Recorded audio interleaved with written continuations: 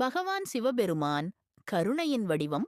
கைலாச மலையில் சிவபெருமான் பார்வதி அம்மையாருடன் மகிழ்ச்சியாக வாழ்ந்து வந்தார். அந்த காலத்தில் உலகில் அசுரர்களின் துன்பம் அதிகரித்திருந்தது. பூமியில் உள்ள மக்கள் பயத்தில் நடுங்கினார்கள். இறைவனை பிரார்த்தித்து எங்களை காப்பாற்றுங்கள் என்று வேண்டினர். அந்த வேண்டுதலை கேட்ட சிவபெருமான் தனது மூன்றாவது கண் திறக்காமல் கருணையுடன் யோசித்தார். அசுரர்கள் தீய வழியில் செல்கிறார்கள். அவர்களை அழித்துவிட்டால் முடிந்துவிடும். ஆனால் அவர்கள் மாற்றம் அடைய வேண்டும் என்பது எனது விருப்பம் என்றார். அவர் தனது ரூபத்தை மாற்றி ஒரு யோகி போல் பூமிக்கு வந்தார்.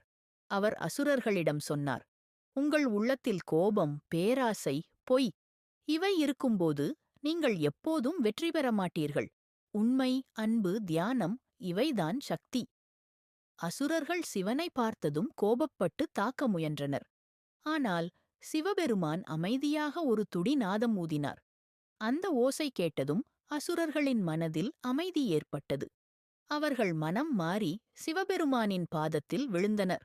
சிவன் புன்னகையுடன் ஆசிர்வதித்து, அன்பும் அமைதியும் உள்ள இடத்தில் நானும் உறைவேன். கோபமும் பொய்களும் உள்ள இடத்தில் அழிவு வரும் என்றார். அசுரர்கள் நல்லவர்களாக மாறி பூமியில் மீண்டும் அமைதி ஏற்பட்டது.